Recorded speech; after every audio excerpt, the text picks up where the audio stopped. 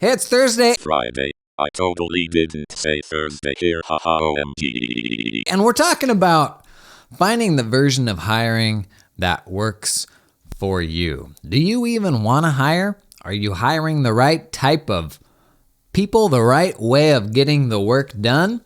It's something I'm smack in the middle of right now. Like, do I want to hire? Do I not want to hire? Let's talk about it, finding the version that works best for you.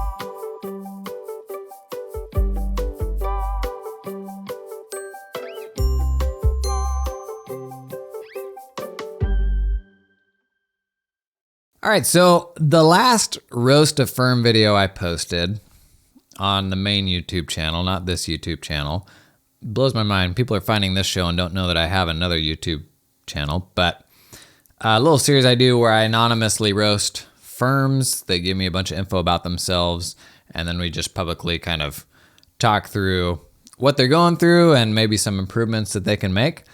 But the roast video I posted last Sunday, the person who owns the firm mentioned, they said something in a way that I think rubbed people the wrong way, and I don't know that I even should have shared the exact verbiage, because the context in which people give me this information, I can't disclose what the firm is. I don't know how much thought's actually going into the wording they're using. But the exact quote was, "I get very tired of rallying the troops, but this has gotten better after we as a team all took the Working Genius and DISC assessments and know each other better."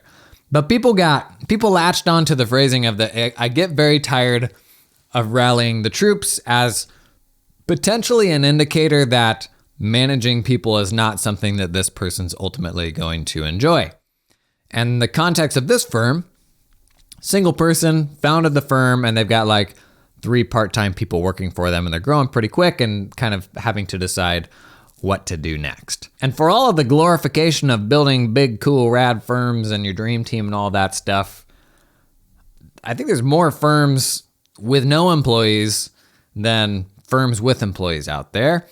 And honestly, that's probably for good reason, because working with other people and managing other people, it's not for all of us. And that's totally fine. But the hard thing is how to learn that about yourself and ensure that you don't get yourself into a position where you're fundamentally not going to be happy or not do well by other people because maybe it's just not something you're willing to invest in yet. So something I would love to hear from y'all who are engaging with this is, how did you learn if that was something that you even A, wanted, and B, were capable of doing in the first place, building a team?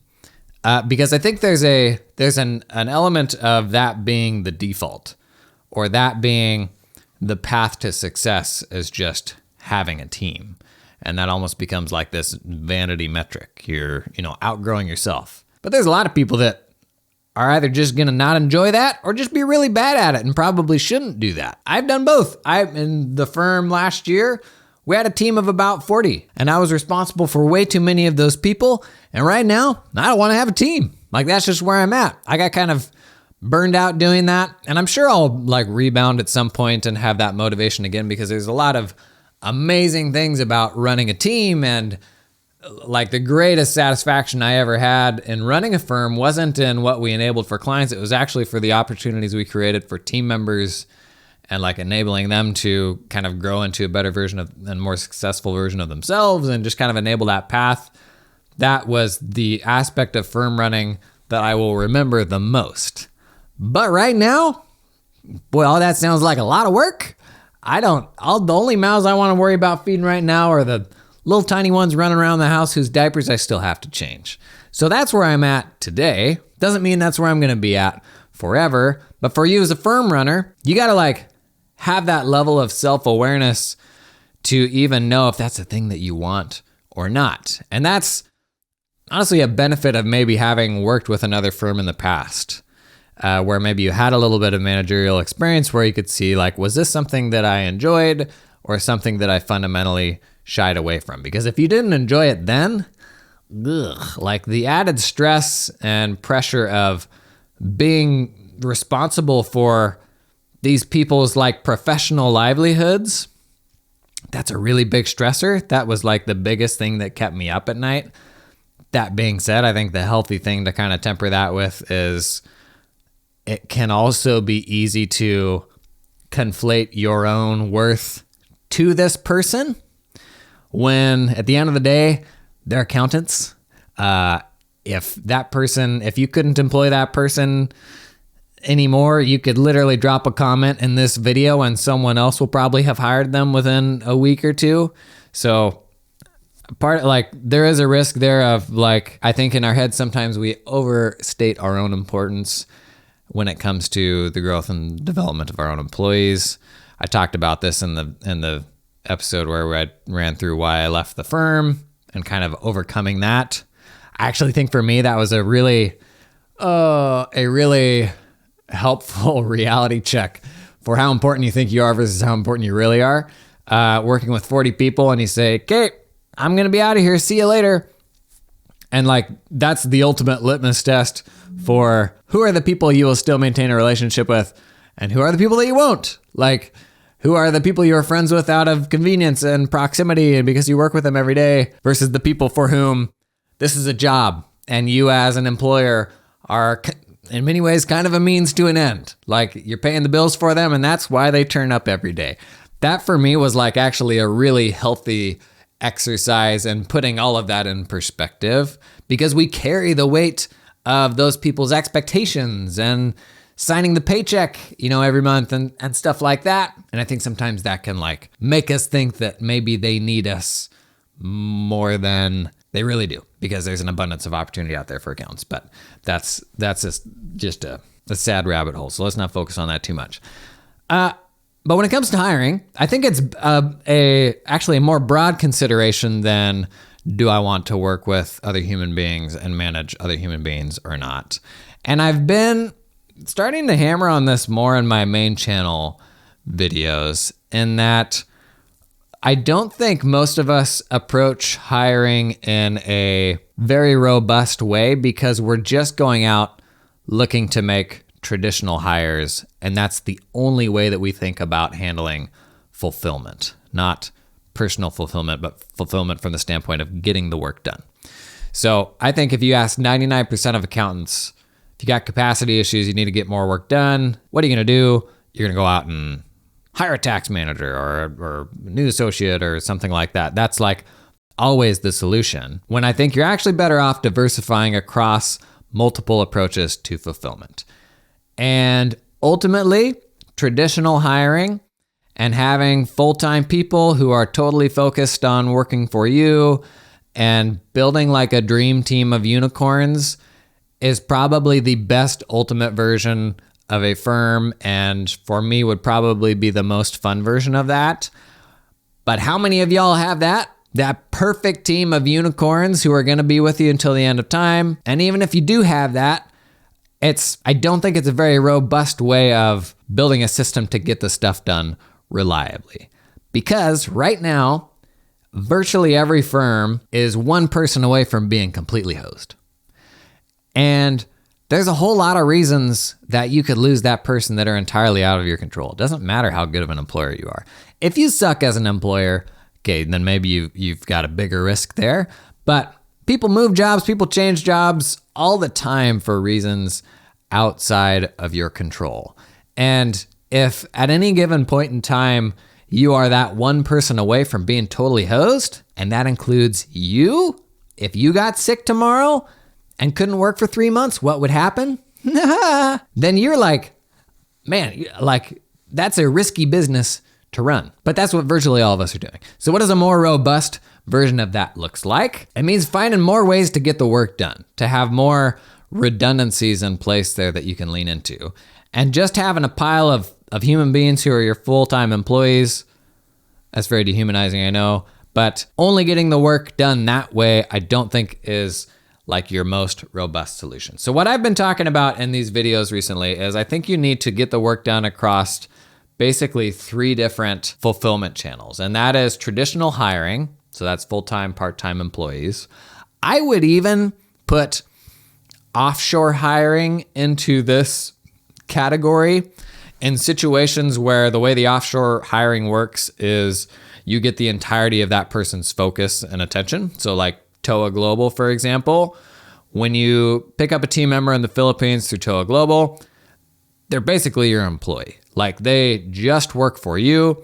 You train them to do whatever you need them to do, and they're part of the team. It's not like an outsourced group. It's just an offshore member of your team. I would lump them into the category of like traditional hiring. Second, hiring contractors.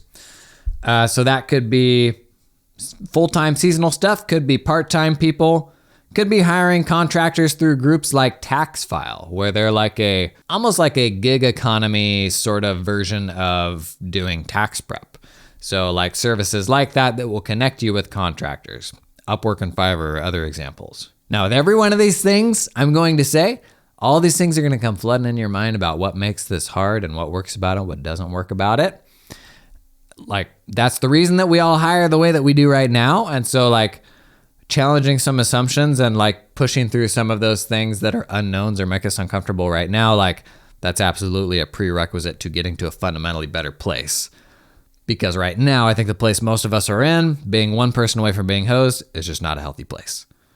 So first is traditional hiring, second is contractors, third is contract groups, and there's maybe a better way to say that. But with this third option, you are buying the work product, not somebody's time or deliverable. So most contracting arrangements out there, like they're still hourly, right or wrong. But that third option, contract groups, that is like an outsourcing group where you pay a fixed fee for a tax return or for a month-end close, that sort of thing. And there are tons and tons and tons of those out there. But as opposed to like the TOA model, where you're paying for a person's time and attention, you're instead just paying for the output. And there's upsides and downsides to each of these things. Contract groups can be onshore or offshore. It doesn't matter. 7216 disclosures only apply to offshore contract groups. You can work with contracts onshore without having to do 7216 disclosures if that's a stopper for you. I don't think it should be. That's another conversation. But if you think about how the way you get your work done is weighted across those three categories, traditional hiring, contractors, and contract groups. Most accounting firms, it's like all being done through traditional hiring. And the downsides to me of traditional hiring are people coming and going, not being able to find those people. Ever heard of that problem? The stickiness of what you invest into traditional hiring and their expertise, and then the fact that when it leaves, as opposed to building a relationship with a service where you actually delegate the friction of somebody leaving. So for example, I've talked about how we delegated a whole bunch of our month-end closes to Bench, like, I don't know, 5 years ago, 6 years ago, however long that was. We're their largest accounting partnership, and that was more expensive than getting it done through traditional hiring methods, but I was delegating the fact that it was really hard to hire and retain and manage bookkeepers.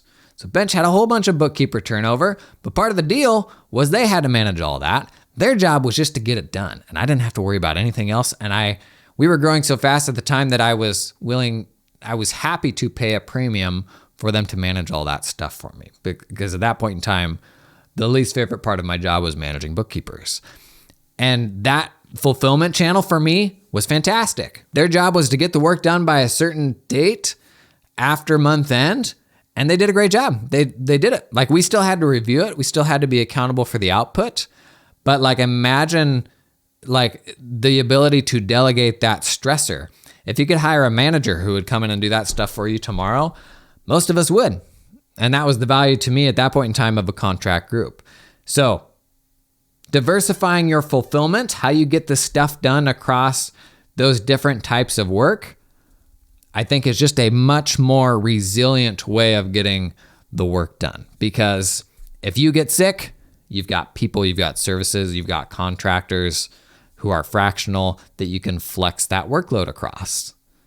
If all you have is employees, somebody leaves, if you got a team of 100, okay, great. Maybe you can flex that across their team of 10 people when they leave. Still, nobody's going to be happy about that. If you got a team of 2 and one of those people leaves, well, buckle up, big boy. That's not going to be fun. But regardless of the size of your team, when somebody leaves, the ability to flex that work either permanently or temporarily across contractors and contract groups, that's really nice. At the end of the day, You are responsible for the output. You still have to do the final review. You're still the one signing everything.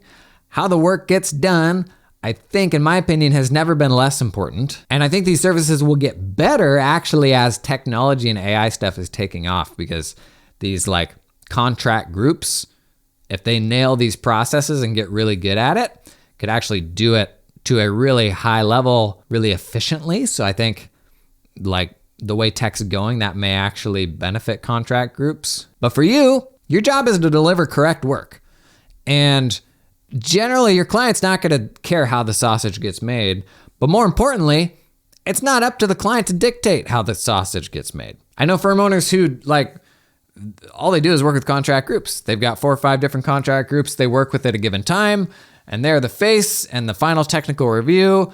And even across those contract groups, they are diversifying, because sometimes something will happen with one, sometimes something will happen with another, but they can flex work across those as needed. And there are definitely like workflow considerations and things that get stickier about managing projects across different types of fulfillment. That's kind of an organizational skill that you can develop. There's also real cost considerations. Oftentimes, that's going to be a more costly way of getting the work done, like a contractor that you're paying a higher hourly rate than you would be paying to an equivalent employee. But the upside there is flexibility, is security, redundancy, like you're going to have to pay something for that. But I would argue for most firm owners, if you're on a team, the greatest stressor is losing a team member, like the kind of existential dread of that happening, because you've been through it in the past. You know how bad it hurts for that key person to leave, and you're like, what the heck am I going to do now? Like, I actually think that's what's driving firm runners out of the profession, is not being able to find the right people, quote unquote, and just how disruptive and painful it is when that key person that you have leaves. So in my mind, this is the solution. Like it's diversifying your fulfillment across various different ways of getting the work done. And when you're thinking about, do I want to hire? Do I want to manage people? I actually think that answer is different across these different types of methods for fulfillment. So for example, I used to have an employee that edited all my videos. I decided I don't want the overhead that comes with that. And now I've got a contractor that does it. And the difference for me and the obligation I feel to that individual is totally different. Like when it was an employee, it was like, I'm paying their health insurance, like they're totally reliant upon me. And you don't have that with contractors. It's just, there's a different level of expectation there. And so like I have a great example of, I'm someone who like right now, I don't really want employees. That doesn't sound fun to me. I'm kind of still recovering from having that in the past, but contractors are great for me. So like if you're on that threshold of like, do I hire another person or do I hire my first person? Learn about those other channels, because if an employee isn't the right answer for you, like that's not the only answer. Like that's not the only way to get the work done. Contractors are worth considering too. Contract groups are worth considering. So that decision of, do I make that next hire and do I want to manage that person? That's almost like an independent decision that you can make for each of those channels. Working with a contractor still means managing that human relationship. Working with a contract group is like, hey, I'm buying this thing and it's your responsibility to make sure that it gets done to the level that I need it to get done. And generally you're going to pay a little more for that, but it's a different level of kind of what is required from you. But I think when we normally talk about firm growth and getting the work done and all of that, like it's strictly through the lens of hiring people. But I just don't think like that's the way the world is trending. In fact, when I was on the AICPA town hall the other day, this is something they were talking about with the pipeline shortage and all that stuff, is firms kind of challenging the assumptions of the way they need to get the work done and start leaning more into gig work kind of stuff and diversifying across contract groups. They said this right before I went live talking about some AI stuff, and I was like, yeah. Ultimately, you can't just be like one person away from being hosed. And that's where most of us are.